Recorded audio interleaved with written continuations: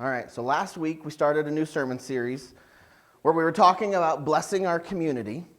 And one of the very first things we covered, a very important fact that many of you probably already know, your pastor's a big nerd. And I'm really into the superhero scene, superhero movies and TV shows. In fact, I've been watching superhero TV shows since I was a little kid. I remember watching the Teenage Mutant Ninja Turtles. Maybe you can call them superheroes or not, whatever. But I remember watching that show when I was a little kid. And then as I got older, Batman the Animated Series came out. And that one was like a little kid's dream come true, seeing Batman fight all of these characters. And so I've been watching these shows, and there's been something great about all of them. But as I grew up, when I was a young adult, a new type of show came out. This was a live-action Superman TV show. And it wasn't like all these other cartoons. Because Teenage Mutant Ninja Turtles and Batman, it focused on, the adventures of that hero after they are a hero. But this one aired on, to show my age, it aired on what was the WB, and now is called the CW. It was a show called Smallville. And Smallville, it followed Superman, but he wasn't Superman yet. It more followed Clark Kent as he became Superman in his high school years. And it showed him getting his powers. It kind of happened, kind of like we go through puberty and our bodies go through changes, and the same thing happened to him, except he had a lot more severe changes. Like, I don't know, in one episode, he started getting the hots for one girl and suddenly had heat vision. And he had to learn how to control that and not burn people alive. And there was another episode where he began to develop his X-ray vision. And he had to learn how to control it, and it got stuck for a while, and he was just walking around viewing everybody in their skeletons. And it's interesting. I mean, some of these superpowers, I don't know, they're interesting if you really stop and think about them. Because I'm sure X-ray vision and heat vision, they're useful in fighting crime. But being able to see through walls, being able to see beyond what normal people can see, that has the potential to give you a whole new perspective on the world, to see the world through different lenses. I remember when the movie Daredevil came out, and the subsequent TV shows and whatever. But Daredevil, if you're not familiar with who Daredevil is, he's a man by the name of Matt Murdock. And he's a lawyer by day. He's also a devout Catholic. And then he dresses up like a devil at night and goes around beating people up in New York City streets for vengeance and justice. You can work out his Catholicism with that on your own. But he does all of this despite the fact that he's blind. Because of his blindness, due to, some radioactive waste, there's always something radioactive involved. But he developed extra senses, like his sense of hearing and smell and touch. It's heightened beyond that of a normal person. So much so that he doesn't even have to see, but he could hear the heartbeat of a man a block away. He could smell what he had for lunch, and he could, smell cologne and whatever. And he could tell a whole bunch of things about this man that he can't even see. He has a whole new perspective on this world. He sees the world differently. And while, yes, he has martial arts skills and stuff like that, and that helps him to fight crime, really his superpower is he sees the world differently. And this is kind of the point that Jesus directs us to in the parable of the Good Samaritan. We were looking at that parable last week.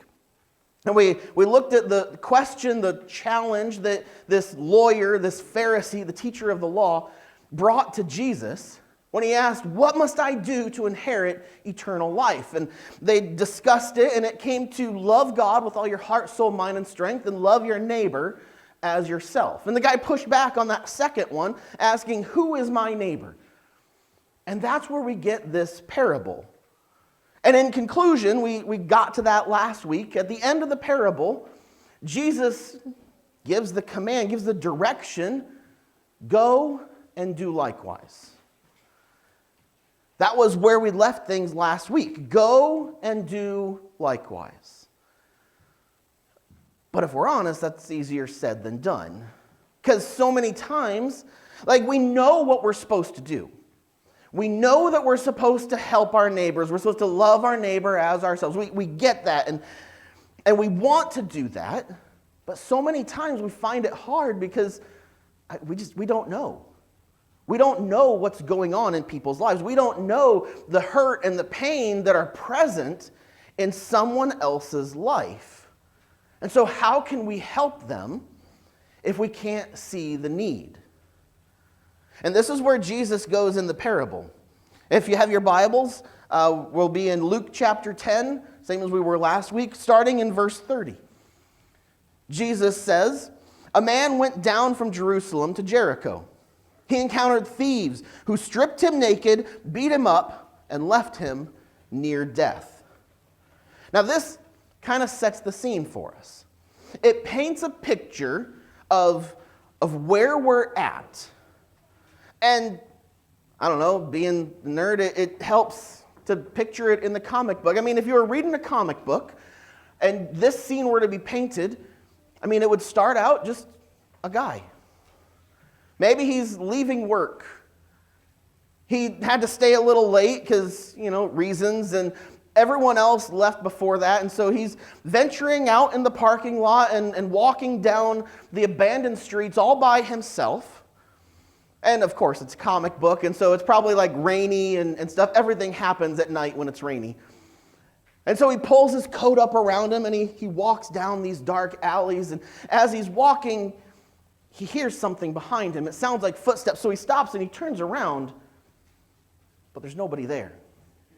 This gets his anxiety up and he starts walking a little bit faster, worried that there might actually be a problem. And so as he's hurrying down the road, almost in a run, somebody jumps out in front of him.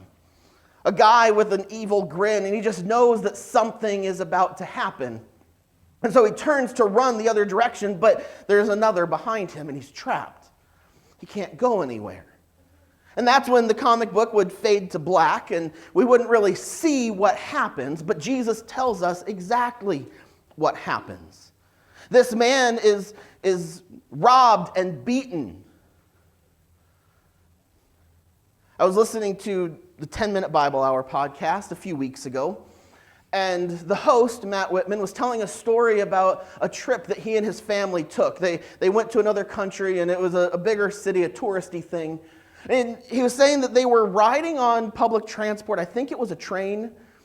And as they were sitting there on the train, he said there was a couple of people who started arguing. He said he found it weird because 10 minutes before, they were talking as if they knew each other, but now they were arguing as if they were complete strangers. And it was kind of distracting, and it was around that time that the train stopped and, everyone started trying to push their way out. And as everyone was trying to push their way out, he said his wife and his son were there, and this man trying to push his way out the door started trying to push his way between his wife and son. And, her maternal instincts kicked in. She didn't want to be separated from her child in some foreign city and lose her son. And so she did everything that she could to fight against that and to keep her son with her. And after all of the mess and everything going on, they finally got out of that train. And they quickly realized that her cell phone and her credit cards were all gone. It was all a ruse. It was all a distraction to keep them distracted so that their stuff could be taken. And they called the credit card companies and tried to clear everything up. And it was amazing how quickly they started trying to charge things. Within an hour, they had hit 3 jewelry stores trying to buy large cost items. And fortunately, the credit card company was able to detect the fraud and take care of all that stuff. And they really weren't out a whole lot other than replacing a cell phone and trying to make it the rest of their time without their credit cards. But I'm sure many of you remember that there was a time when we weren't a cashless society.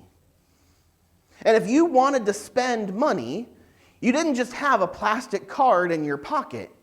You had to actually carry cash. It was the point in our history where people would actually cash their paycheck.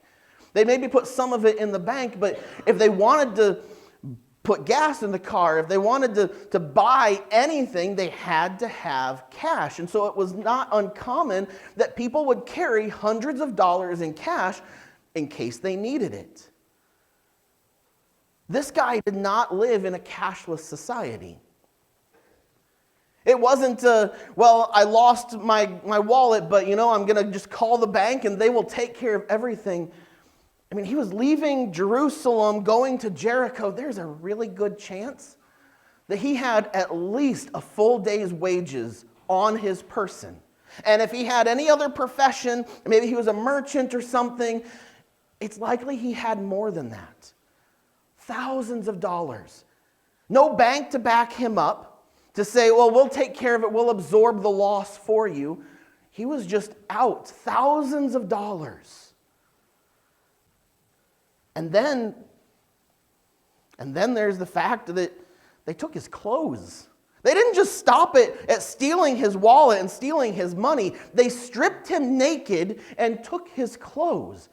Now, you and I mean, that seems like that's silly. Why would you take somebody's clothes? I mean, I could probably go and get a whole outfit for about $20 maybe if I'm thrifty enough.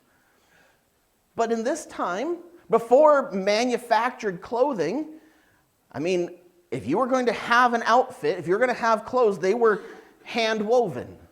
They were hand sewn. And so an outfit, an article of clothing, it was expensive to the point that most people had one or two pieces of clothing. And they would wash them at night and hang them to dry so that then they could wear them again the next day. This man lost thousands of dollars in a very expensive outfit. But also he was beaten. And I think this one gets lost on us today because we see TV shows, we see movies, and people get beat up in these things all the time. It seems like the thing that happens, the hero wants to disable some bad guy and not kill him, so he does that great one-hit punch and it knocks the guy out. Or he comes up behind him and karate chops him and the guy just crumples and he can take him away, he can do whatever he needs to with him. But that's not reality. This guy was to be classified as half dead or near death. I mean, he was at least unconscious. And in order to knock somebody out, in order to make them unconscious, it would take a severe beating to get to that point. Likely, this man was stabbed repeatedly. He was beaten to the point where he probably had broken ribs and other broken bones and left in a naked pile on the side of the road. He probably looked as if he was dead.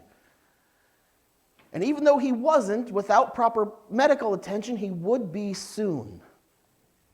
So this is the scene that's set. This man is in a dire position where he needs help. And that's when Jesus continues on. He says, now it just so happened that a priest was also going down the same road. When he saw the injured man, he crossed over to the other side of the road and went on his way. Now I'm sure as the crowd is hearing this for the first time, they hear the scene that's set, the dire position that this guy is in, and they hear it just so happened that a priest was walking down the road. I'm sure that their first thought was, oh, thank God, somebody who can help. Because that's who the priest would have been. The priest was a very well-respected person. He would have known the law. He would have known the things that Jesus had been talking about. Love your neighbor as yourself. He would have been well-equipped to help this person, to take care of him. He would have had the resources to do what was necessary to get this guy the help that he needed. Yet this priest crosses by on the other side of the street.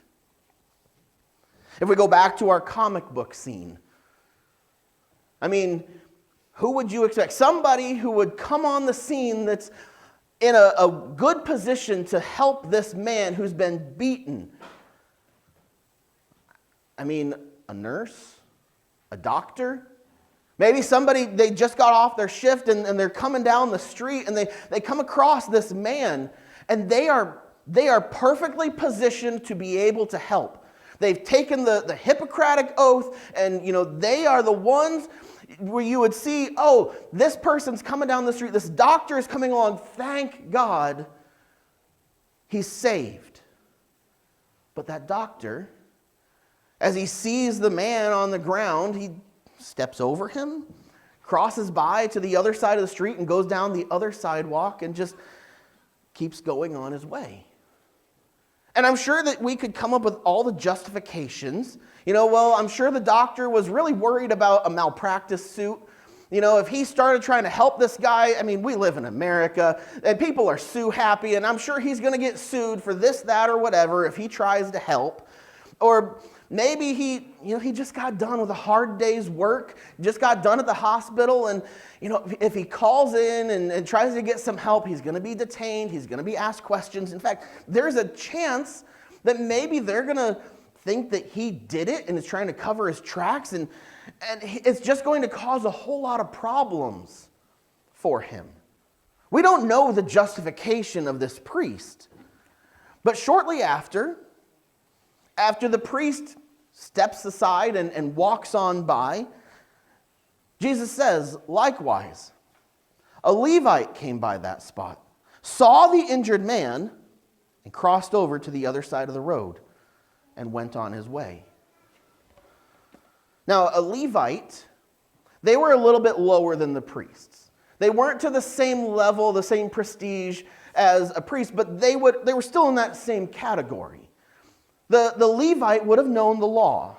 The Levite may not have had all the resources of the priest, but the Levite could have done something about this. And so in our comic book scene, after the doctor goes by and doesn't help, another police officer, a firefighter, a first responder, somebody else who is fully capable of helping and who should help, comes along the scene, but once again, they go by on the other side of the road and continue on their way.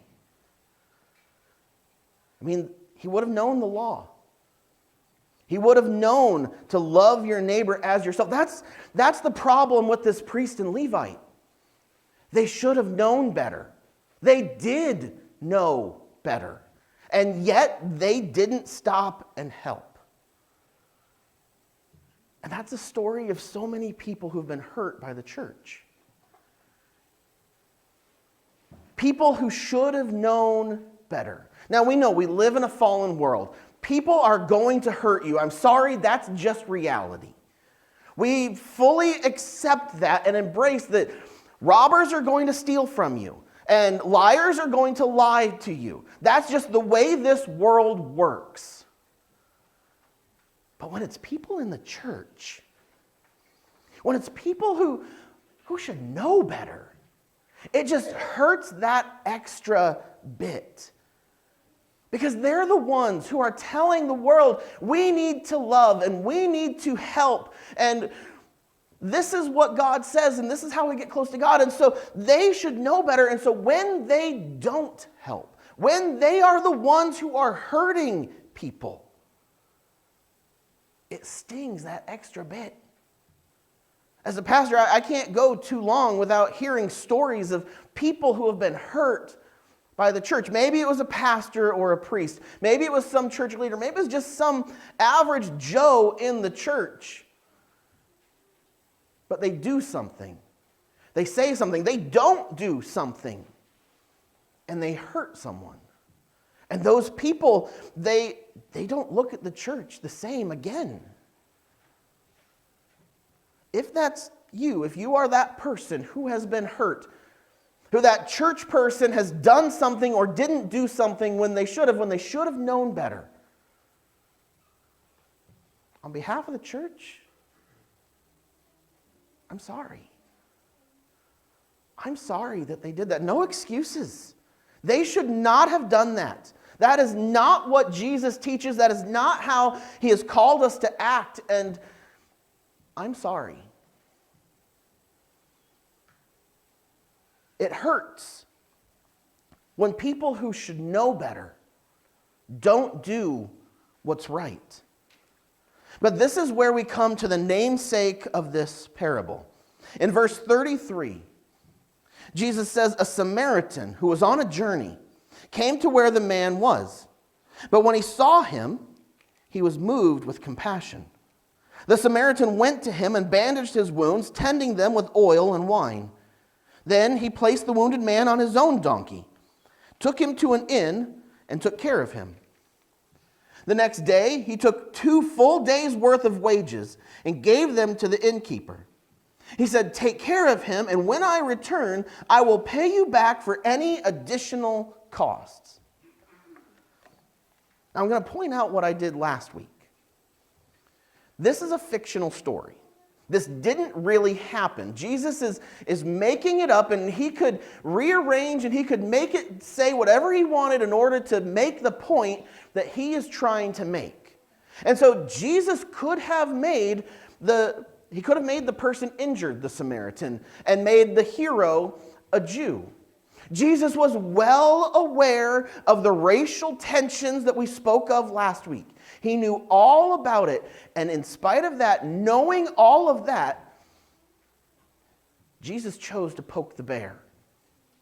Jesus chose to pour fuel on this fire and make the Samaritan, the despised person, the hero. If we go back to our comic book scene, as this man is lying there bleeding and broken, the most unlikely hero starts walking down the street. Who would that be?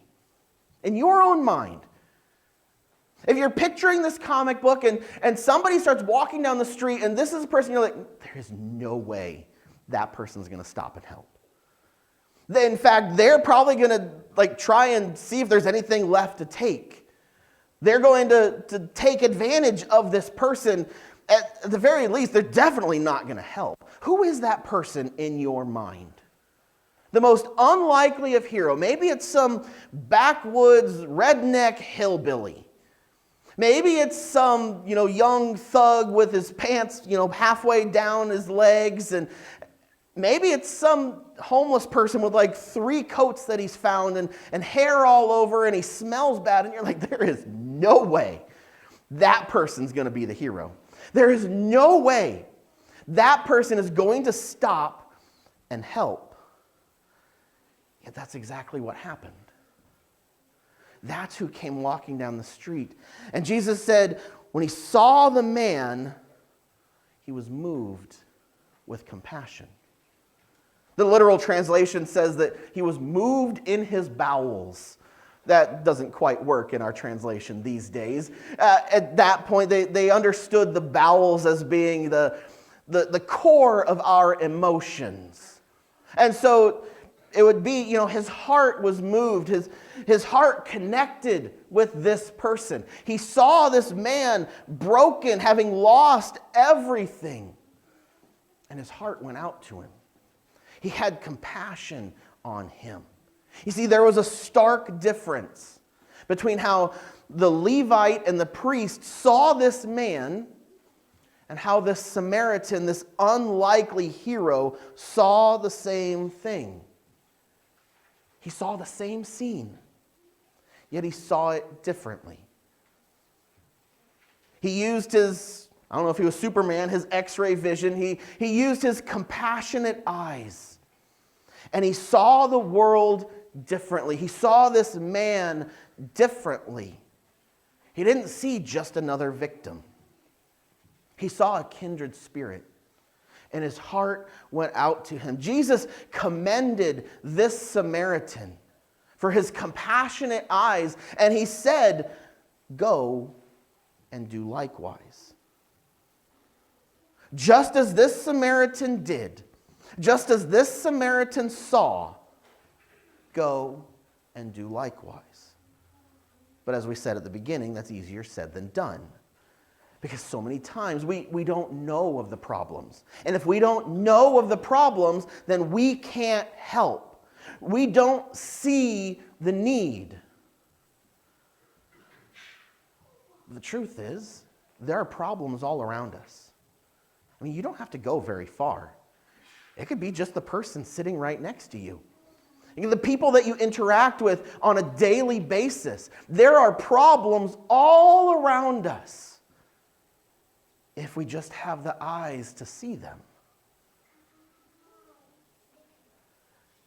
And if we're going to see these problems, if we're going to have compassionate eyes, that's what it takes in order to have compassion, in order to help people. So how do we get to that point? How do we become like this Samaritan who had compassionate eyes, who was able to see the problem and therefore do something about it? Well, there are a few steps that we need to take in order to develop our compassionate eyes. And the very first one is we need to take off our judgmental glasses. This one's kind of hard because we don't even realize that we're doing it. We don't realize that we have them on. I wear glasses on a daily basis. I was just having a conversation about it this morning. I wake up in the morning and I put my glasses on and I don't even think about them. They're just there on my face. And everything that I see is filtered through the lenses of these glasses. And I don't even realize it until I come to the end of the day and I take them back off and I don't think about how they impact how I see the world. It becomes just second nature. And the same is true with our judgmental glasses. We don't even realize that we have them on. As we look at the problems that other people are facing, it usually comes across as, well, I'm just stating the facts. I'm just calling it like it is. This is the way things are. It usually comes out because it's really easy to judge. It comes out by saying, well, they shouldn't have done that. Or they just need to do this. Take the scenario of an old guy. He's up there in years. He can't really take care of his house anymore. And there are things that need to be done. And he has older kids, but he burned those bridges a long time ago. And it'd be really easy for us to look with judgmental eyes and say, well, he shouldn't have alienated his kids. He would have all the help that he needs to fix up the house if he just hadn't alienated his kids. Or, what he needs to do is just swallow his pride and go talk to the kids and make up, and then he'd have all the help that he needs. That's what needs to happen. And we look at it through our judgmental glasses.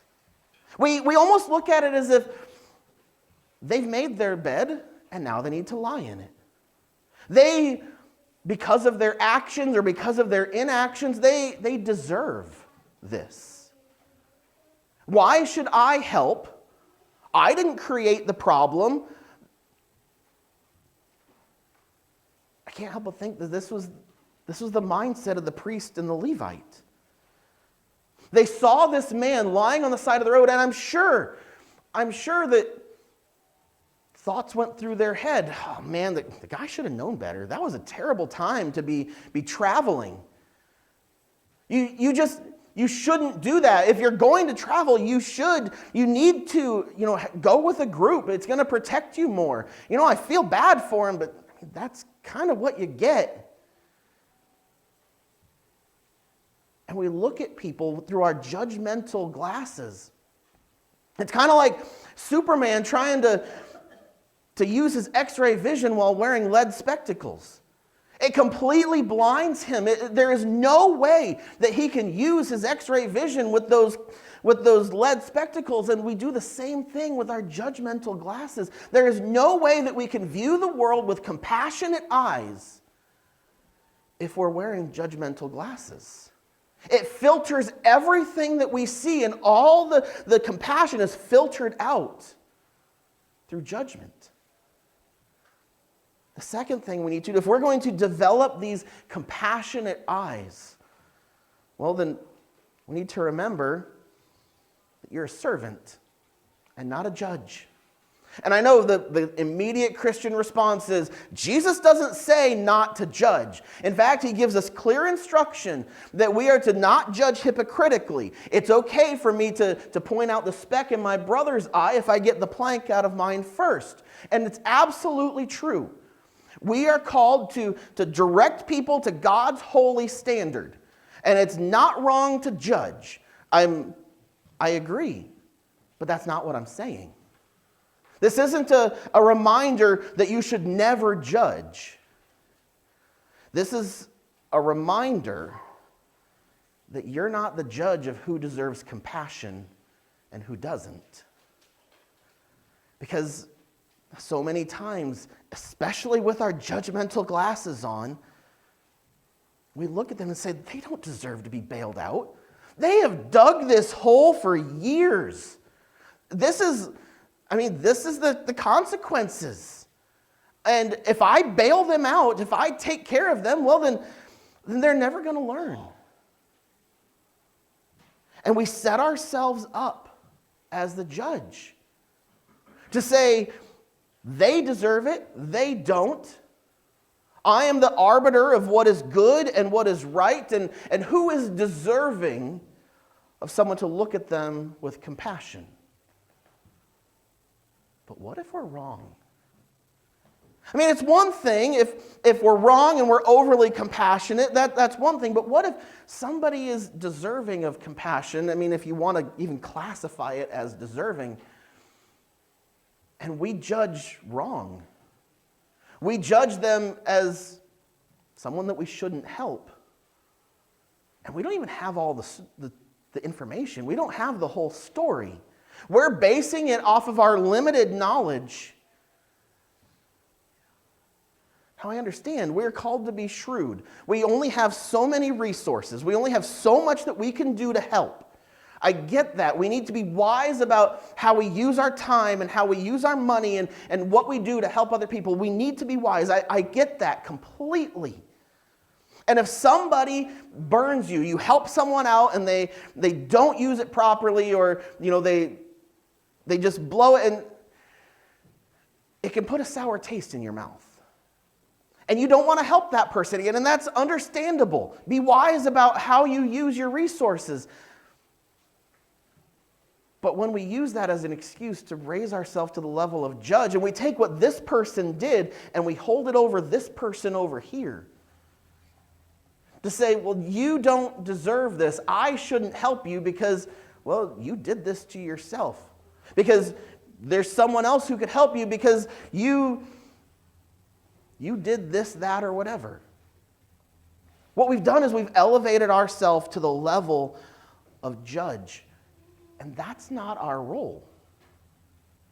Our role is not judge, to decide who is deserving of God's compassion and who is not. Our role is that of a servant. And finally, if we're going to develop compassionate eyes, the most simple thing to do is to apply the golden rule. We've all heard the golden rule. We've heard it said over and over again. It predates even the scriptures where we have it written down. It has been something that God has been telling us from the very beginning. And if you're not familiar with what the golden rule says, Jesus lays it out for us in Luke chapter 6. He says, treat people in the same way that you want them to treat you. If you love those who love you, why should you be commended? Even sinners love those who love them. If you do good to those who do good to you, why should you be commended? Even sinners do that. If you lend to those from whom you expect repayment, why should you be commended? Even sinners lend to sinners expecting to be paid back in full. Instead, love your enemies, do good, and lend expecting nothing in return. If you do, you will have a great reward, You will be acting the way children of the Most High act, for he is kind to ungrateful and wicked people. If you want to develop compassionate eyes, just start applying the golden rule. If the tables were turned, if the whole situation was reversed, how would you want someone to treat you? Would you want them to hold all of your mistakes over you? If you'd made a simple mistake, maybe you've made a whole bunch of mistakes and you have dug yourself into a hole for years and you just need help getting out of it. What would you want someone else to do? Would you want them to say, well, this is, the consequences for what you've done. Sorry, I'd like to help, but you made your bed, now lie in it. Would you want someone to say, well, I helped somebody else, and so I can't help you? Would you want them to look at you with judgmental glasses, or would you want them to look at you with compassionate eyes?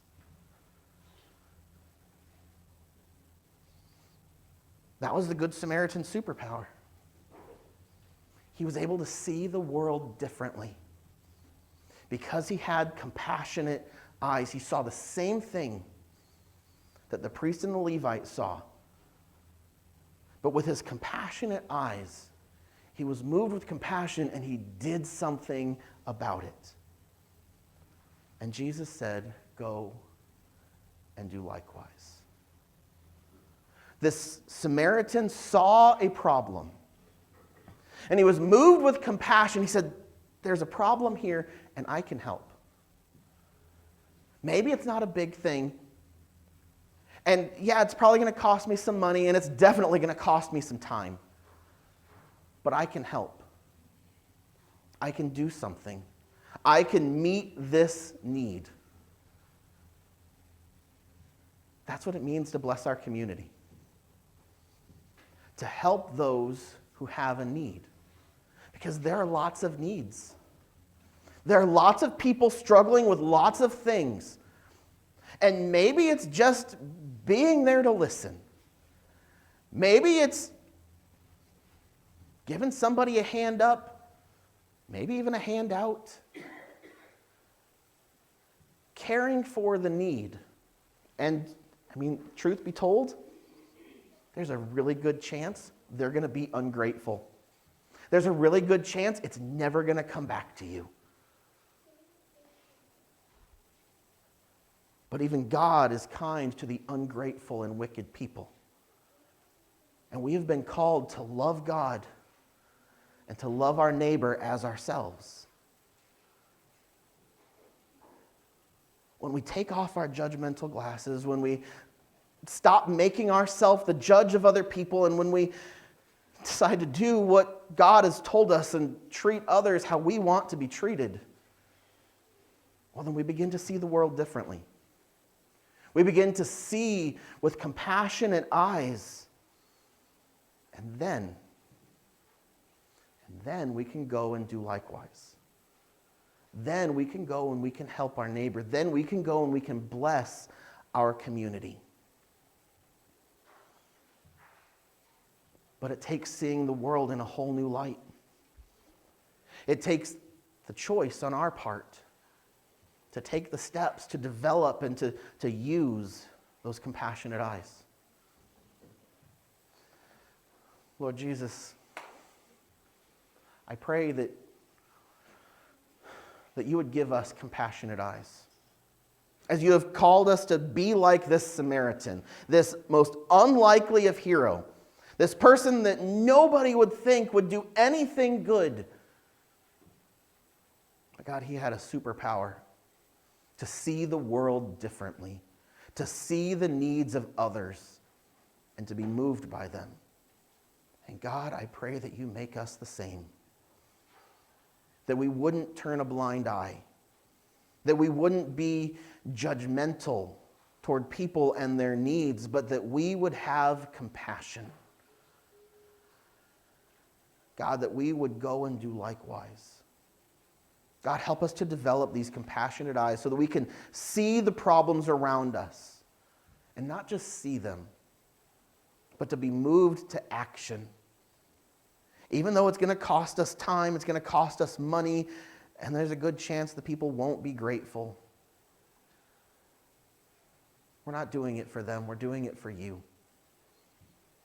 So God, as we go this week, guide us and direct us, and help us to be more like you. And to follow this command that just like the Samaritan, that we would go and do likewise. We thank you for your love and for your goodness. And continue to help us to be a blessing to this community. In your name we pray. Amen. God bless you guys. We'll see you next week for Easter and Easter breakfast at 9:30 next week.